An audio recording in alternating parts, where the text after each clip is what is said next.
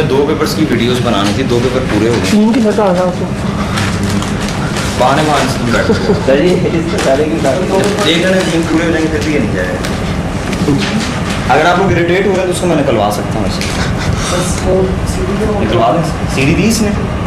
Next lecture में अगर मुझे एक स्टूडेंट ने कहा कि सीडी हमें नहीं मिली, सर मैंने उसे बहुत ज़्यादा शॉर्ट कर लिया है, तकरीबन वो मैक्सिमम साढ़े डेट बताओ, 2 दिन दे दें।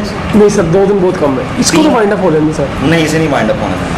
अभी आइजा मिल जाएगा, TSCP फिनिश होने से पहले इन तमाम लोगों को वीडियोस मिल जाना चाहिए। इन्हें आइजा एडीएस मिल जाएगा। नहीं, इन्हें सर्वर और XP भी मिल जाएगा। सर वो तो TSCP खत्म होने से पहले, इसका मतलब है तुम्हारे पास 1 वीक है पूरा एक भी हाँ, 1 वीक से भी ज़्यादा है बल्कि, क्योंकि इस वीक में तो इनकी क्लासेस नहीं होंगी 2 दिन। हो जाएगा इंशाल्लाह। ठीक है, कल यानी सिर्फ आपके लिए सारी क्लासेस कैंसिल हैं, यानी कल आपकी भी क्लास कैंसिल है और परसों कोई क्लास नहीं मेरी। ओके ये पता है जी, पता है क्या चीज़? छुट्टी है कल और नहीं, मैं रिवाइज मैंने इसलिए कर दिया ना, कल मेरी आपसे पहले वाली क्लासेस हैं। हाँ, आपसे पहले वाली क्लास है, आप लोगों की नहीं है, सिर्फ कल की जगह। तो ओके जी, बात पे वापस आते हैं। इंट्रोडक्शन टू TCP/IP ये हमारा आर्टिकल है, पेपर नंबर 3 हम स्टार्ट कर रहे हैं। कोर्स एक है लेकिन इसमें 2 पेपर आपके कवर होंगे, यानी ये कोर्स करने से आपका जो इंफ्रास्ट्रक्चर इम्प्लीमेंटेशन है और इंफ्रास्ट्रक्चर डिज़ाइनिंग है, ये दोनों पेपर कवर हो जाएंगे। और बिलीव मी, ये 2 पेपर अगर आपके अच्छे तैयार हो जाएँ तो पेपर नंबर 5, 6 हमें आसान हो जाता है। ठीक है, इसे बहुत अच्छे तरीके से मेरा मशवरा है। ओके जी, टॉपिक पे वापस आता हूँ। Introduction to TCP/IP। आपको पता है कम्युनिकेशन विदाउट प्रोटोकॉल नहीं होती, ऐसा ही अगर 2 कंप्यूटर्स कम्युनिकेट कर रहे हैं तो उन दोनों का सेम प्रोटोकॉल पे होना जरूरी है। मुझे एक बात बताएं, आप इंटरनेट यूज़ करते हैं, इंटरनेट यूज़ करने के लिए कौन सा प्रोटोकॉल ज़रूरी है? TCP/IP। ऐसा ही है ना? वजह क्या है? क्योंकि इंटरनेट एक ही ज़बान बोलता है और उस ज़बान का नाम क्या है? TCP/IP। जब भी 2 बंदे बात कर रहे होते हैं तो उन दोनों का सेम लैंग्वेज का होना, उन दोनों का सेम लैंग्वेज का होना ज़रूरी है। ठीक है, मैं जो कुछ बोल रहा हूँ वो आपको समझ में आ रहा है। अगर मैं फ्रेंच बोलना शुरू कर दूँ तो आप तक मेरी बात तो पहुँचेगी, आवाज़ मेरी पहुँचेगी, लेकिन आप उससे कोई मीनिंगफुल बात नहीं ड्राइव कर सकते। ठीक है, तो ऐसा ही है कि if 2 parties are communicating there must be 1 common protocol. अगर उन दोनों का कॉमन प्रोटोकॉल नहीं है तो वो आपस में यार आज शीट दे देंगे, मेरे सब जगह मेरे सब दे देंगे शीट। अगर 2 parties कम्युनिकेट कर रही हैं तो there must be 1 common protocol. ठीक है, बात समझ में आ रही है? अगर कॉमन प्रोटोकॉल नहीं है तो बातचीत नहीं हो सकती। इतनी बात क्लियर है? ठीक है, तो अगर आप इंटरनेट यूज़ कर रहे हैं तो आपके कंप्यूटर पे TCP/IP का इंस्टॉल होना ज़रूरी है। लेट्स से इंटरनेट पे TCP/IP के अलावा किसी और लैंग्वेज की, किसी और प्रोटोकॉल की सपोर्ट होती तो फिर आपके पास चॉइस भी होती, आपके पास चॉइस होती कि आप TCP/IP के अलावा वो प्रोटोकॉल इंस्टॉल कर रहे हैं। लेकिन क्योंकि TCP/IP is the only protocol supported over internet, that's why you are bound to install TCP/IP। आप कोई और चीज़ इंस्टॉल करें, इंटरनेट से आप कम्युनिकेट नहीं कर सकते। ठीक है, अब प्रोटोकॉल जो हैं वो बहुत सारे हैं। TCP/IP है, IPX SPX है, एप्पल टॉक है, Banyan Vines है, DLC है, बहुत सारे प्रोटोकॉल। ठीक है, तो हम कैटेगराइज कर देते हैं। प्रोटोकॉल्स की 2 टाइप्स हैं, प्रोटोकॉल्स की 2 कैटेगरीज हैं। ठीक है, और बहुत सारे तरीक़ों से कैटेगरीज बनाई जा सकती हैं। आप प्रोटोकॉल को क्लासिफाई कर सकते हैं on the basis of single network support और मल्टी नेटवर्क सपोर्ट, लेकिन इस वक्त मेरा टारगेट कुछ और है। तो मैं प्रोटोकॉल्स को क्लासिफाई करने के लिए सिंगल नेटवर्क और मल्टी नेटवर्क नहीं कह रहा, मैं राउटेबल और नॉन राउटेबल नहीं कह रहा, बल्कि मैं क्या कह रहा हूँ? वेंडर स्पेसिफिक और इंडस्ट्री स्टैंडर्ड। मैंने क्या कहा है कि मैं इस वक्त प्रोटोकॉल्स को क्लासिफाई कर रहा हूँ किस बेस पे? एक प्रोटोकॉल, कुछ प्रोटोकॉल ऐसे हैं जो वेंडर स्पेसिफिक होते हैं, ठीक है, प्रोपराइटरी होते हैं, और कुछ प्रोटोकॉल ऐसे हैं जो क्या होते हैं? इंडस्ट्री स्टैंडर्ड होते हैं। किसी चीज़ को स्टैंडर्ड कब कहते हैं?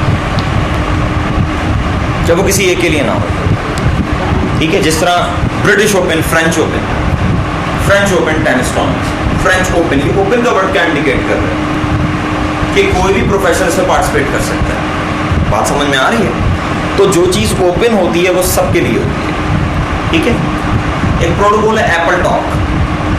ठीक है, एप्पल टॉक प्रोटोकॉल किसके लिए? एप्पल मैकिंटॉश के लिए। ठीक है, एक प्रोटोकॉल है DLC। DLC किसके लिए? IBM के मेन फ्रेम और AS400 और HP के जो प्रिंटर्स हैं उनके लिए। लेकिन TCP/IP वेंडर स्पेसिफिक प्रोटोकॉल नहीं है। जो चीज़ वेंडर स्पेसिफिक हो वो किसी एक वेंडर के लिए हो।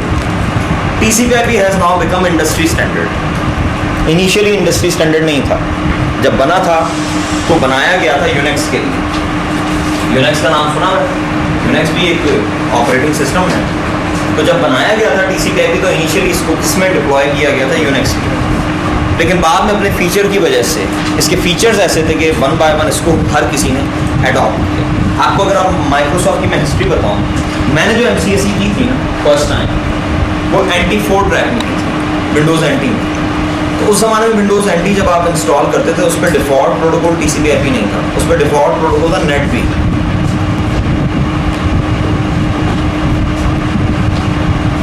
NT4 का डिफ़ॉल्ट प्रोटोकॉल क्या था?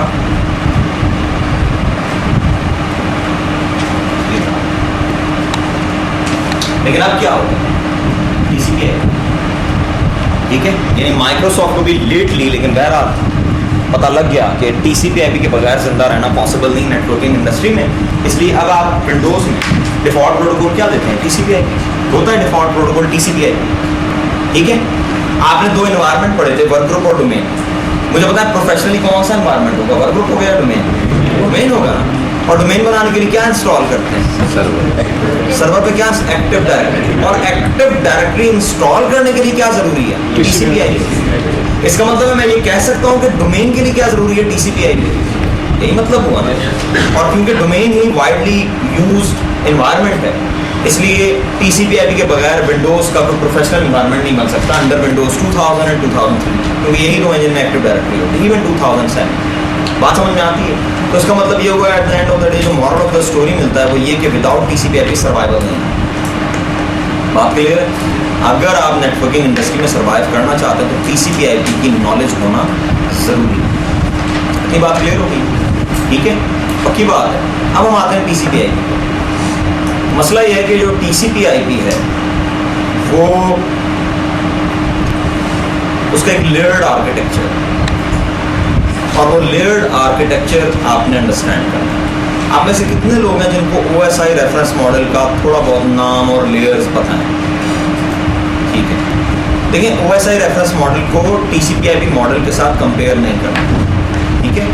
मैं इस वक्त बात कर रहा हूँ dot reference model, DOD reference model. मैं OSI रेफरेंस मॉडल की बात नहीं कर रहा, तो ये ध्यान में रखिएगा, उसको मिक्स नहीं करना। वो 7 लेयर्ड है, ये 4 लेयर्ड। TCP/IP की जो हिस्ट्री है वो क्या है कि TCP/IP पे जो रिसर्च स्टार्ट की थी वो US डिपार्टमेंट ऑफ डिफेंस ने की, ठीक है। इसीलिए मॉडल का नाम भी क्या है? Dot reference model. ये DOD reference model, dot reference model, इसका नाम जो है उसमें DOD कहाँ से आया? DOD इसीलिए आया है क्योंकि TCP/IP पे रिसर्च किसने की थी? US डिपार्टमेंट ऑफ डिफेंस, ठीक है। कब की थी? जब कोल्ड वॉर थी। कोल्ड वॉर थी USA और USSR की, ठीक है। कि फ्रंट एंड पे नहीं आते थे, बैक पे जो एनिमीज हैं उन्हें सपोर्ट करते थे। अगर USA लड़ रहा है क्यूबा के साथ तो क्यूबा की सपोर्ट करता था रशिया। अगर USA लड़ रहा है वियतनाम के साथ तो वियतनाम की सपोर्ट करता था USSR। समझ में आ रही बात? अगर USSR लड़ रहा है अफगानिस्तान के साथ तो अफगानिस्तान की सपोर्ट कौन करता था? USA through Pakistan, whatever. बात समझ में आ रही है? कोल्ड वॉर थी। कोल्ड वॉर के दौरान US डिपार्टमेंट ऑफ डिफेंस ने ये सोचा कि एक ऐसा प्रोटोकॉल बनाया जाए जिसमें सिंगल पॉइंट ऑफ फेलियर ना हो। सिंगल पॉइंट ऑफ फेलियर समझते हैं? एक जगह के क्रैश होने से पूरा इंफ्रास्ट्रक्चर अगर डाउन हो जाए तो आप कहेंगे ये सिंगल पॉइंट ऑफ फेलियर, ठीक है। तो सिंगल पॉइंट ऑफ फेलियर को एलिमिनेट करने के लिए उन्होंने सोचा कि एक ऐसा प्रोटोकॉल बनाया जाए जिसमें सिंगल पॉइंट ऑफ फेलियर ना हो, और जो उन्होंने प्रोडक्ट बनाई फाइनली वो TCP/IP। बात समझ में आ रही है? इनिशियली TCP/IP सबके लिए नहीं था, लेकिन TCP/IP के फीचर्स ऐसे थे कि लेटर ऑन इंडस्ट्री ने इसे अडॉप्ट कर लिया। सबसे बड़ी TCP/IP की एप्लीकेशन का नाम बता? इंटरनेट। इंटरनेट की वजह से TCP/IP नहीं बना, TCP/IP की वजह से इंटरनेट। तो TCP/IP के फीचर्स ऐसे थे कि उसे जो है इंडस्ट्री को अडॉप्ट करना पड़ा, और आज कोई ऑपरेटिंग सिस्टम सर्वाइव कर ही नहीं सकता अगर उसमें TCP/IP। सोचें ना, आप एक ऑपरेटिंग सिस्टम लेने जाते हैं, आपको बताया जाता है जी माइक्रोसॉफ्ट है, लाइनक्स है, विंडोज़ है। वो कहते हैं ये एक और नया ऑपरेटिंग सिस्टम आया है ABC। और ABC में जो फीचर्स वो आपको बताता है वो फीचर्स विंडोज़ में भी नहीं है, लाइनक्स में भी नहीं है, सन में भी नहीं है, कौन से फीचर्स बताता है, लेकिन एट द एंड वो आपको बताता है कि इसमें इंटरनेट नहीं चल सकता। आप बताएं वो आप परचेज करेंगे? वो आप नहीं परचेज करेंगे, क्योंकि इंटरनेट के बगैर सर्वाइवल नहीं है। बात समझ में आ रही? सबकी अटेंडेंस हो गई। तो इसका मतलब है कि TCP/IP के फीचर्स ऐसे थे जिन्होंने TCP/IP को पॉपुलर किया, ठीक है। अब मैं जो आपके सामने स्ट्रक्चर ड्रॉ कर रहा हूँ ये उसी लेयर्ड मॉडल का है जो इनिशियली बनाया गया था। और आप किसी को लोग जिन्होंने मास्टर्स में डाटा कम्युनिकेशन नेटवर्किंग में बेंडोस फेरोसन की बुक पढ़ी है तो उसमें 5 लेयर्ड आर्किटेक्चर बताया अपनी बुक में। बेसिकली 5 लेयर्ड आर्किटेक्चर नहीं, स्टैंडर्ड तो उस चीज़ को कहते ही नहीं जिस पर लड़ाई झगड़ा हो। स्टैंडर्ड तो बोलते हैं इसको सब मान रहे हैं। तो आप जब स्टैंडर्ड इंटरनेट पर सर्च करेंगे तो जो आपको लेयर्ड आर्किटेक्चर मिलेगा that is 4 layered architecture, not 5 layered architecture. और माइक्रोसॉफ्ट की स्लाइड्स में भी 4 लेयर्स, ठीक है। वही 4 लेयर्ड आर्किटेक्चर है। कितनी लेयर्स हैं इसमें? 4। और उनके नाम क्या हैं? उनके नाम हैं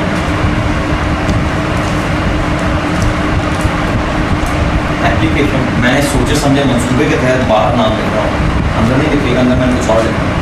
अगर लिखेंगे तो जिम्मेदार। एप्लीकेशन ट्रांसपोर्ट इंटरनेट और लिंक क्या model? Dot reference model, TCP/IP model, but not OSI reference model, ठीक है। यहां तक बात क्लियर है। इसमें 4 लेयर्स हैं, एप्लीकेशन ट्रांसपोर्ट इंटरनेट और लिंक। एक minute please.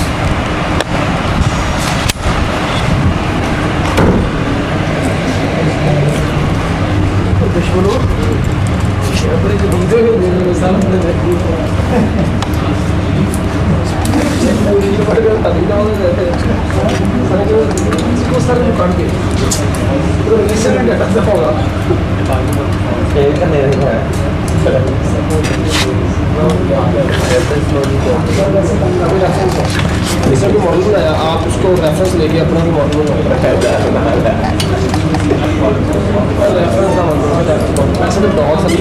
OSI reference model बोल रहे हैं। ਉਹਦੀ ਵੈਲਿਊ ਤੁਹਾਡੀ ਸਾਨੂੰ ਕਿ ਉਧਰ ਧਿਆਨ ਨਹੀਂ ਲੈ ਕੇ ਜਾਣਾ ਨਹੀਂ OSI रेफरेंस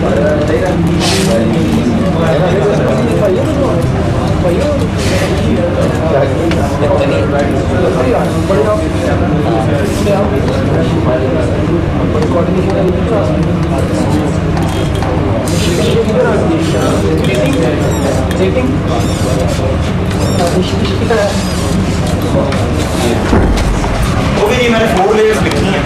आपको पता है TCP/IP के बेसिक प्रोटोकॉल्स कौन कौन से हैं? सपोर्ट तो दुनिया जहान चीज़ों की है। बेसिक प्रोटोकॉल्स हैं ARP, बल्कि स्टार्ट लें IP से, उसके बाद लिखेंगे UDP, TCP किसी वजह से साथ साथ लिखते हैं, आप भी साथ लिखेंगे। मैंने भी कुछ सोच समझ के इनको टेबुलर फॉर्म में लिखा है, आपने भी टेबुलर फॉर्म में लिखना है ऊपर से नीचे, तो सामने मैंने कुछ और लिखना है। IP जो है इसे हम कहते हैं राउटिंग प्रोटोकॉल, CCN वाला राउटिंग नहीं है। TCP UDP को कहते हैं डाटा ट्रांसपोर्ट प्रोटोकॉल्स। ICMP को कहते हैं डायग्नोस्टिक प्रोटोकॉल। ARP को कहते हैं एड्रेस रेजोल्यूशन।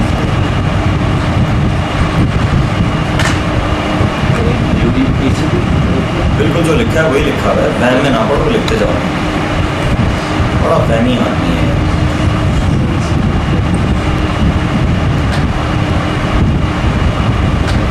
टीचर है सर, ये टीचर है इसकी, टीचर है ना इसकी। वो भी टीचर है, फिर क्यों है? टीचर्स तो वहमी नहीं होते, कुछ होते हैं या फिर ये इसके जहन में आ जाते हैं, इसके अपने कॉन्सेप्ट वो ओवरलैप होता है, तो ये शक में पड़ता है ये तो मैंने गलत पढ़ा दिया। नहीं सर, वो कॉन्सेप्ट नहीं आते, CCN है क्या? CCN नहीं, CCN है, हाँ ठीक है, फिर सही तुम वह में पढ़े हो। देखिए CCN में जो आपने पढ़ा ना राउटिंग और राउटेड, वो और चीज़ है। उस लिहाज से ये IP आपने राउटेड पढ़ा होगा, सही है ना? नहीं, यहाँ पे राउटिंग का मतलब है राउटेबल, यहाँ पे राउटिंग का मतलब CCNA वाला राउटिंग नहीं है, उस हिसाब से तो ये राउटेड प्रोटोकॉल, ठीक है। वो रिप OSPF से कंपेयर ना करें इसे। ऑफ कर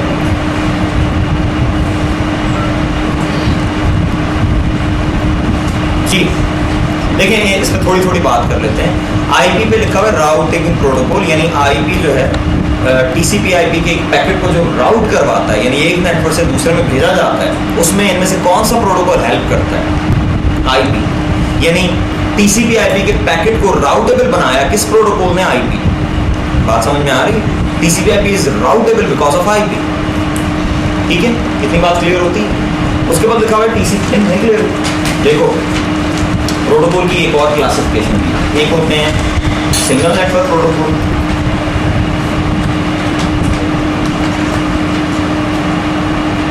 और एक होते हैं मल्टी नेटवर्क प्रोटोकॉल्स। बात समझ में आ रही है? सिंगल नेटवर्क की एग्जांपल है NetB, TLC। मल्टी नेटवर्क की प्रोटोकॉल है, एग्जांपल है TCP/IP, IPX, SPX, AppleTalk, ठीक है। तो मैं MCC करके जो है ना वो एक और प्रोटोकॉल बनाना, MangoTalk, फिलहाल यही AppleTalk इसी को गुजारा। अब इसे समझो, सिंगल नेटवर्क प्रोटोकॉल कौन सा है? जिसमें मल्टीपल नेटवर्क बन ही नहीं सकते। आपको पता है राउटर डिवाइस की जरूरत कब होती है? जब पैकेट एक नेटवर्क से दूसरे नेटवर्क में जाता है। आप कहते हैं यार मेरे कंपनी का एनवायरनमेंट बहुत बड़ा है, 500 कंप्यूटर्स हैं और सब पे नेट भी चल रहा है, तो क्या राउटर लगा हुआ होगा? नहीं लगा हुआ, क्योंकि नेट में मल्टीपल नेटवर्क्स हो ही नहीं सकते। जब मल्टीपल नेटवर्क्स ही नहीं हो सकते तो फिर राउटर कहाँ से आएगा? लेकिन in case of TCP/IP, IPX, AppleTalk, multiple network possible. अगर आप कहते हैं तो मैं बात को और ओपन करूं, डिटेल में फिर संभालना थोड़ा सा मुश्किल होगा। कोशिश करेंगे समझ में आ जाएगा, अदरवाइज बिल्कुल नहीं समझ में आएगा। जो आता है वो भी भूल जाएंगे। अगर सब कुछ बता दें, ओपन करो, कर दे। जाए डिटेल। तुमसे पूछा है किसी, तुम मूवी बना रहे हो, किसी शादी में कोई मूवी बना रहा हो, दूध पिलाई की रस्म हो रही हो, बीच में आके बोलना शुरू से मार के बाहर निकाल, तुमने नहीं बोलना। हाँ जी, जाना डिटेल में। ये जो 2 एड्रेस मैं लिख रहा हूँ, इन्हें देखें, इन्हें समझते हैं, फिर आपको नीचे वाली बात खुद बहुत समझ में आ जाएगी। और फाइनली मैंने आपको क्या समझाना है, ये वर्ड जो लिखा है, झगड़ा यहाँ से पड़ा है, ये वर्ड इन्हें समझ में नहीं आएगा, ठीक है। एक MCP आपकी क्लास में बैठा होता, सर्टिफाइड है, MCP किया हुआ इसने, लेकिन ऐसे ये नहीं पता कि राउटिंग प्रोटोकॉल क्या होता है। मैं 2 एड्रेस लिख रहा हूँ, एक है, लेकिन आपको समझ में आ जाएगा जो लोग इंटरेस्ट लेंगे, फिजिकल एड्रेस, और दूसरा है लॉजिकल एड्रेस। ये 2 एड्रेस मैंने लिखे हैं, फिजिकल एड्रेस, लॉजिकल एड्रेस। इन 2 को समझ लें, सारा झगड़ा खत्म हो जाएगा। फिजिकल एड्रेस क्या होता है? मैं यहाँ पे IP कॉन्फ़िग लिखता हूँ और आपको दिखाता हूँ कि फिजिकल एड्रेस कौन सा है और लॉजिकल एड्रेस कौन सा है। IP config/all, ये है फिजिकल एड्रेस, ये नजर आ रहा है।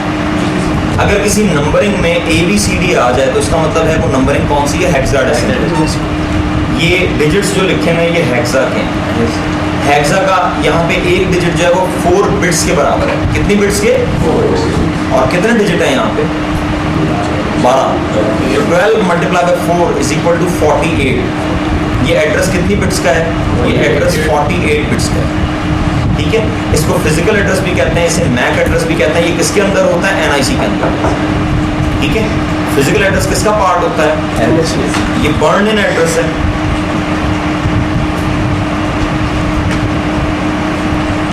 Burn in address, part of NIC firmware,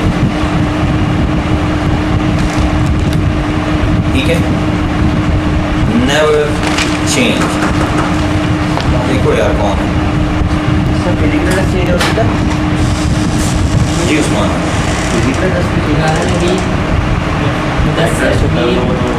नहीं चाहिए, नहीं चाहिए, बात उनको बात करो।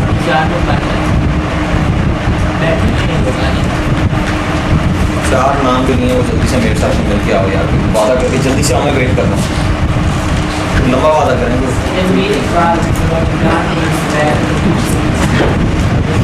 फेक भी किया था फिजिकल एड्रेस को, फेक भी कर सकते हैं। कर सकते हैं।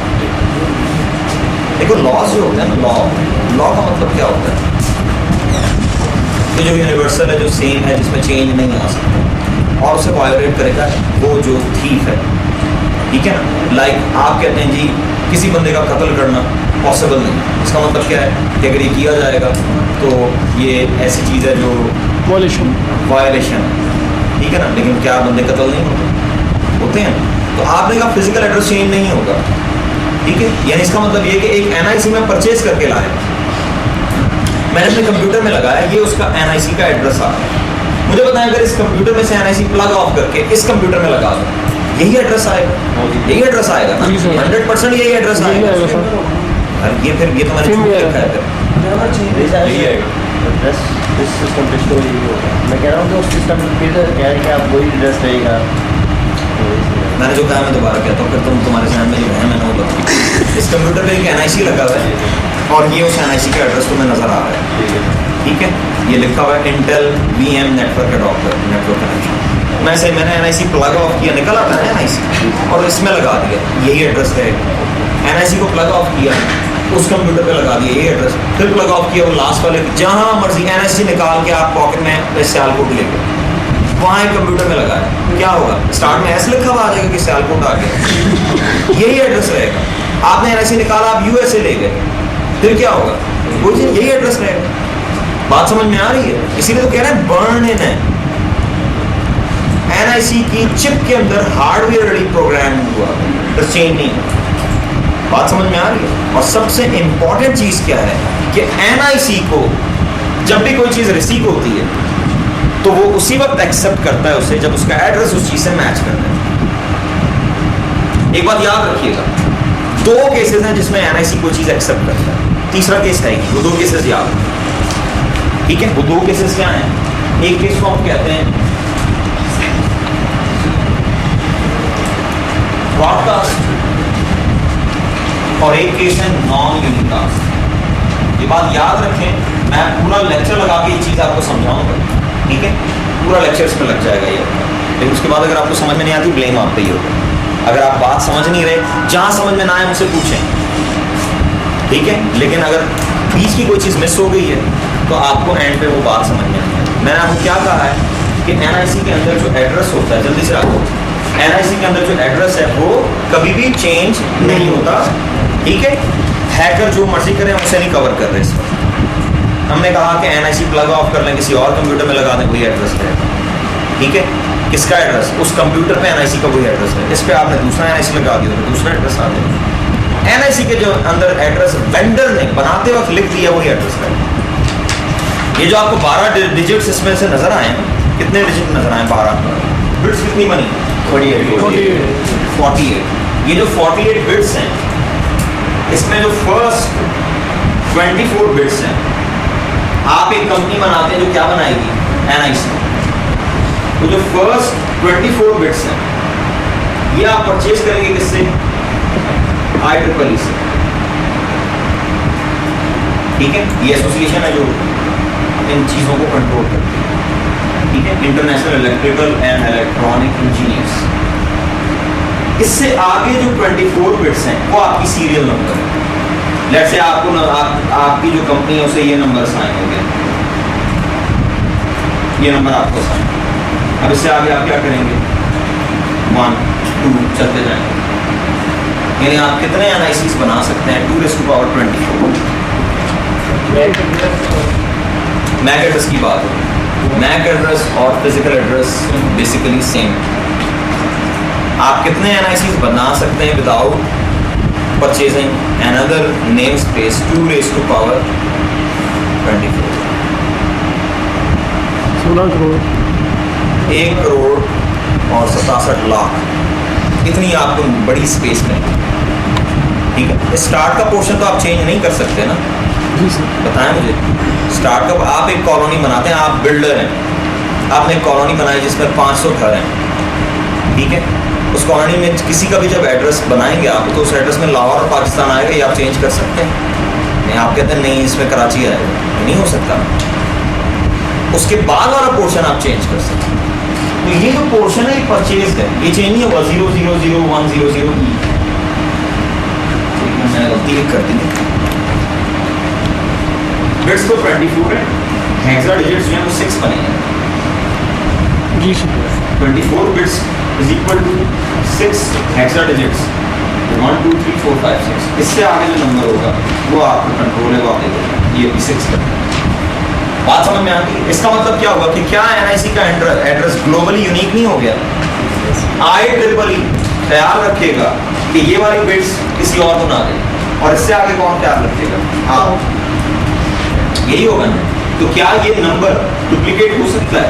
जी सर नहीं हो सकता। बात समझ में आ रही है? ये एड्रेस कौन सा है? फिजिकल एड्रेस है जो एनआईसी का पार्ट है। एनआईसी पे कोई भी आप प्रोटोकॉल चला दें, फिजिकल एड्रेस सेम है। एनआईसी जब भी कोई चीज़ रिसीव करेगा तो क्या चीज़ एक्सपेक्ट करेगा उस पर कि फिजिकल एड्रेस मेरा लिखा हो।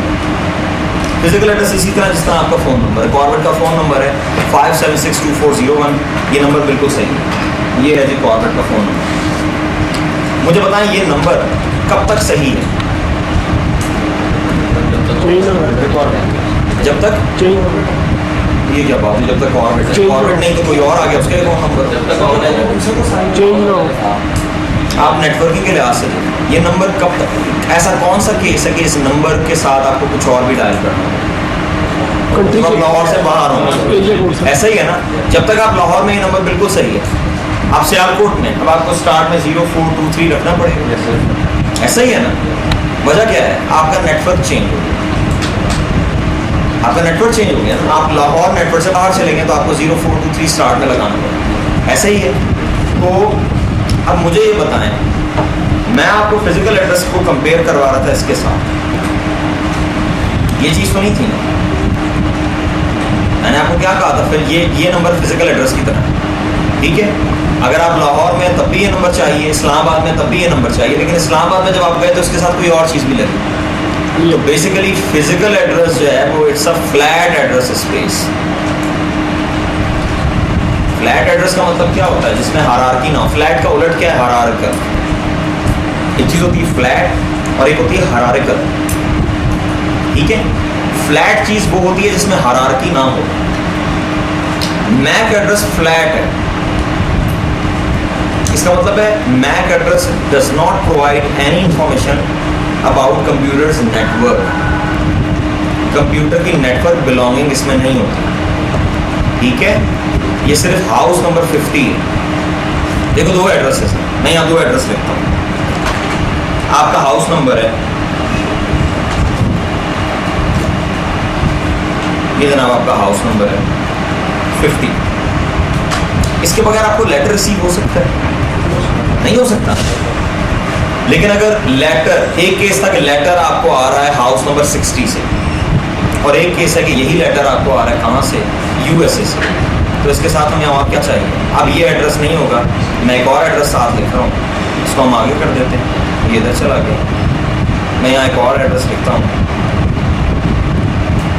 हाउस नंबर अगेन 50, ठीक है? लेकिन इसके साथ और चीज़ें भी आ रही हैं। क्या क्या आ रहा है?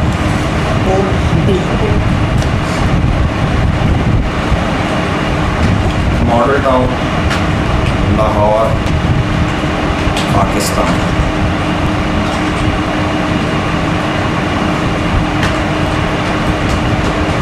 मुझे बताएं इस केस में और इस केस में फ़र्क क्या है? ये हाउस नंबर 50 सफिशिएंट है अगर आप इसी ब्लॉक के अंदर हैं, यानी सेम नेटवर्क में। लेकिन जब आपका नेटवर्क डिफरेंट हो जाए तो ये सब कुछ लिखना पड़ता है। मुझे बताएं दोनों केसेस में ये चीज़ जो है ये अगर मिस हो जाए तो लेटर डिलीवर होगा? नहीं होगा ना। इसका मतलब हाउस नंबर 50 इंपॉर्टेंट है। और मैंने हाउस नंबर 50 के कंपैरिजन में आपको क्या चीज़ लिखवाई थी? फिजिकल एड्रेस में कौन सी चीज़ नहीं है? ये नहीं है। मैं यही कहा था ना कि फिजिकल एड्रेस में नेटवर्क बिलोंगिंग नहीं पता लगती, ठीक है? जब आप लाहौर से बाहर हैं तो आपको क्या देना पड़ेगा? 0423 आपको बताना पड़ेगा। तो ये जो 0423 है